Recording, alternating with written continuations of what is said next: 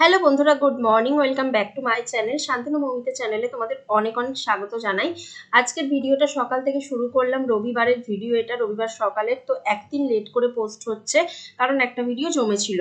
তো দেখতেই পাচ্ছ ঘরের ভিতরটা পরিষ্কার হচ্ছে, বলেইছিলাম আগামীকাল পরিষ্কার করে চেয়ার টেবিল পাতা হবে। দেখতে পাচ্ছ সমস্ত কিছু বাইরে চলে এসছে এবং গুছানো বাগানো চলছে। তার মধ্যে রান্নার ব্যবস্থাটা আমি করছি, এখানে আদা রসুন ছাড়াচ্ছি। আর তারপরে আমার বর কাজ করতে করতে বলল একটু লেবুর জল খাবে, নুন চিনি লেবু দিয়ে একটা শরবত মতো করতে হবে, যেটা খেতে কিন্তু খুব টেস্টি লাগে। আর আমি তো মানে প্রত্যেকটা দিন এই গরমেতে এইভাবেই লেবুর জল খাই।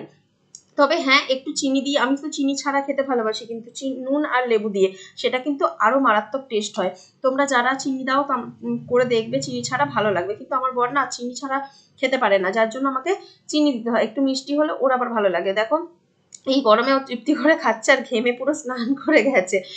তো এই গ্লাসটার এক গ্লাস ফার্স্টে দিয়েছিলাম, তারপর আবার কিন্তু এক গ্লাস ওকে দেবো, কেননা ওইটা খেতে ভালোবাসে। আর বেশিরভাগ অনেক কিছু কিছু দিন হয় যেগুলো আমি বোতলে করে কিন্তু ফ্রিজের মধ্যে রেখে দিই করে, ওর যখন ইচ্ছা দরকার হয় বের করে করে খায়।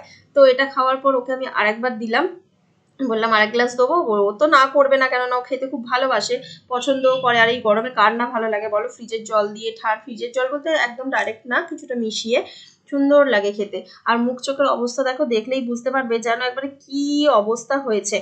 মনে হচ্ছে যেন সেই মানে কোথা থেকে বেরিয়ে এলাম, যেন বস্তার ভেতর থেকে বেরিয়ে এসেছি। তারপরে আমি একটু নিয়ে নিলাম। আমি খুব বেশি খাই না, আমার অল্পতেই ভালো লাগে।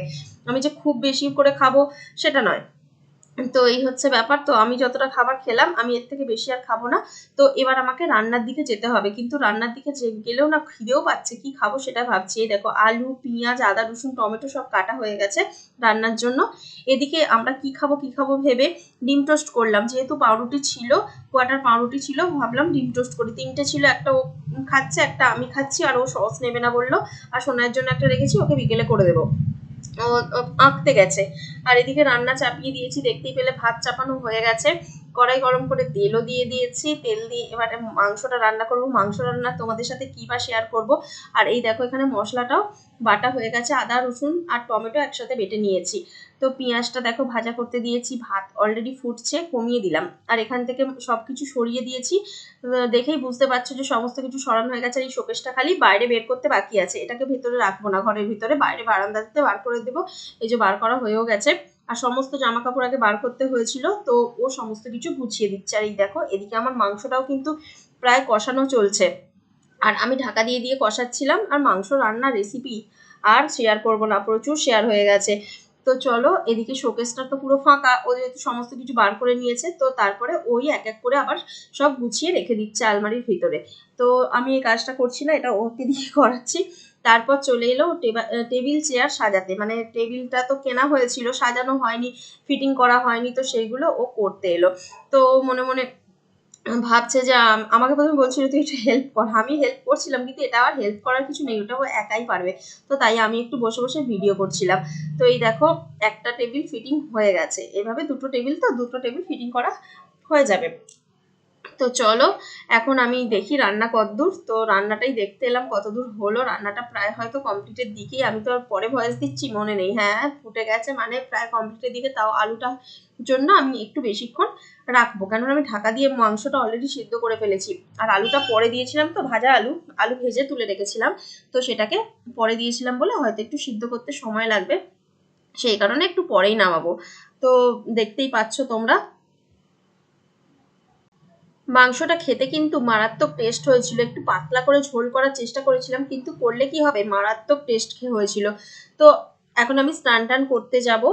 আর স্নান টান কমপ্লিট করে এসে দেখো একটা পার্সেল, যে পার্সেলটা আমি নিয়েছিলাম একটা বড় ব্লগারের কাছ থেকে, সে লাইভ করেছিল, সেও এইসব বিজনেস করে কাপড়ের, এপি ব্লগস প্রিয়ার কাছ থেকে এই পার্সেলটা নিয়েছিলাম। শাড়ি, এর মধ্যে শাড়ি রয়েছে, শাড়িটা কতটা সুন্দর সেটা আমি তোমাদেরকে দেখাবো। দেখো আমি কিন্তু মানে প্রিয়াকে কোনো বদনাম করতে চাই না, ও অবশ্যই ভালো একটা মেয়ে, খারাপ না, ওকে ভালোই লাগে। আর ওর সঙ্গে পার্সোনালি দেখা করেছিলাম, সত্যি ভালো লাগে। কিন্তু প্রিয়াকে একটাই কথা বলবো, প্রিয়া এই যে শাড়িটা তুমি দিয়েছো, মানে আমি নিয়েছি, শাড়িটা নরম আছে, শাড়িটা সুতির শাড়ি, নরম শাড়ি, কিন্তু শাড়িটা খুব যে সুন্দর তা নয়, আর একটা কথা বলবো, শাড়িটা কিন্তু সাইজটা ছোট, 12 হাত যে শাড়ি হয় সেই শাড়িটা কিন্তু ছোট আছে, আমি এটুকুই তোমাকে বলবো। শাড়িটা খারাপ না, নরম আছে, ভারীও আছে, মানে সবটাই আমি বলছি। খুব যে খারাপ তাও নয়, আবার খুব যে ভালো তাও নয়। আমি তোমার বদনাম করার জন্য কিন্তু বলছি না, খুব যে মন থেকে পুরোপুরি স্যাটিসফাইড হয়েছি সেটা বলবো না, আর তোমাকে বদনামও করতে চাই না। অবশ্যই তুমি হয়তো অন্যান্য শাড়িগুলো ভালোই দাও, কিন্তু আমি যেটা নিয়েছি না, আমার এটা মনে হলো শাড়িটা ছোট আছে। আমি মেপেও দেখেছি, আর শাড়িটা দেখে আমার মনে হলো এটা ছোট শাড়ি, মানে আমি দেখে হাতে নিয়ে তারপর বলছি। তো যাকগে, কি আর করা যাবে, চলো, ভুলভ্রান্তি হয়, আমরা দোকানে গেলেও হয়। তো এখন খেতে বসে গেছি। এই যে ভাত মাংস সব নিয়ে নিয়েছি, নিয়ে আর সাথে পাতিলেবু কেটে নিয়েছি। আর যেহেতু টেবিল চেয়ার হয়ে গেছে, টেবিল চেয়ারই এখন খাচ্ছি, মানে আজ থেকে খাওয়া শুরু করলাম। খাওয়া দাওয়া হলে প্রচণ্ড গরম, এত গরম, এই যে ঘেমে চান করে যাচ্ছে। ওটা দিয়ে আলো আসছে, এত বেশি দেখানো যাচ্ছে না। চলো এবার একটুখানি রেস্ট নিই, পরে আসছি। এই পচা গরমে যদি লোডশেডিং হয়, সে যে কি জ্বালা তোমাদেরকে কি বলবো। আজকে লোডশেডিং হয়ে গেছে ভাত টাত খাওয়ার পরে, এই দেখো ফ্যান ঘুরছে না, কি গরম গো, কি গরম, মানে মাথা খারাপ হয়ে যাবে। আর ও ওখানে বাইরে দাঁড়িয়ে আছে, দেখবে, দেখতে পাচ্ছ? দাঁড়াও ব্যাক ক্যামেরা দেখাই। ওই দেখো, গরমের চোটে বেচারা এইখানে দাঁড়িয়ে আছে, হাওয়া দিচ্ছে একটু বাইরেটা বলে। আমি এখানে একটা ভিডিও এডিট করছি, আর এডিট করতে করতে কারেন্টটা চলে গেল, তো এটা এক্সপোর্ট করতে দিয়েছি হোক।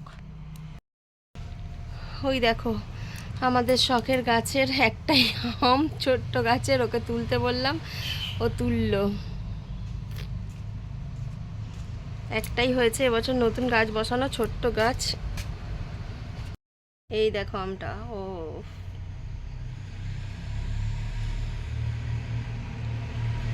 পাকে নে, কেন কাঁচা, এটাকে রেখে দিতে হবে, পেকে যাবে। আমি তো খুব ভাবতাম যে কেউ যদি আমায় তুলে নিয়ে চলে যায়, আমি যে কি করব। এই বছরই প্রথম আম হয়েছে, আর এই একটাই আম হয়েছে গাছে। যাকে কেউ নিয়ে যায় না, ভাগ্য ভালো, আমাদের কপালেই এসে জুটেছে আমটা। তো কারেন্ট আসার পরে ভাবলাম একটু রেস্ট নিই, তাই একটু শুয়ে আছি। ভালো লাগছে না গো, সারাটা দুপুর রেস্ট হয়নি, প্রচন্ড গরমে কষ্ট করে কাটিয়েছি। এখন একটু জাস্ট শুয়ে আছি কারেন্টটা আসার পরে।